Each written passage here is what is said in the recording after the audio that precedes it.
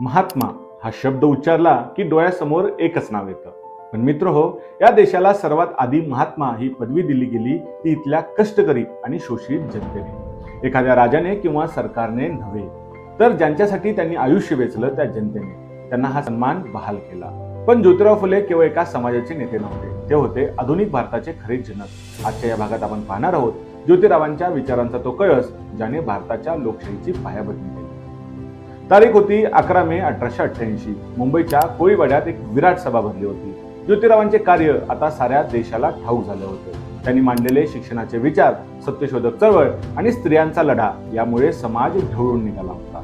या सभेत जनतेच्या वतीने विठ्ठलराव कृष्णाजी वंडेकर यांनी ज्योतिरावांना महात्मा ही पदवी अर्पण केली. ज्योतिराव तेव्हा 61 वर्षाचे होते. त्यांचे शरीर थकत आले होते, पण त्यांचा विचार अधिक धारदार झाला होता. त्यांनी या पदवीचा स्वीकार करतानाही हेच सांगितले की मी तुमचाच एक भाग आहे. ही पदवी माझ्या संघर्षाची नसून तुमच्या जागृतीची आहे.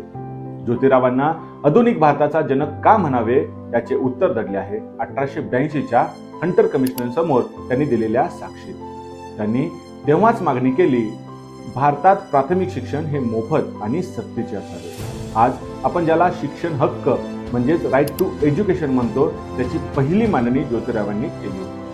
त्यांनी फक्त समाज सुधारला नाही, तर त्यांनी सत्तेला प्रश्न विचारले.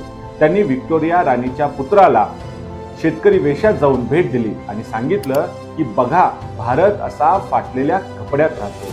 हे धाडस केवळ ज्योतिरावच करू शकत होते.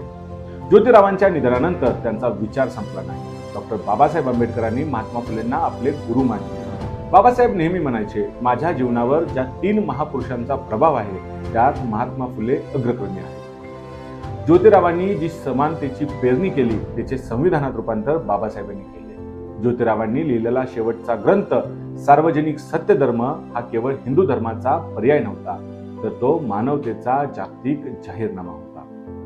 त्यांनी धर्माला विज्ञानाच्या आणि तर्काच्या कसोटीवर उतरवलं. मित्रांनो, महात्मा फुलेंनी विषमतेच्या अंधारात जो दिवा पेटवला, तो दिवा पुढे बाबासाहेबांनी मशाल बनवून साऱ्या देशात नेला.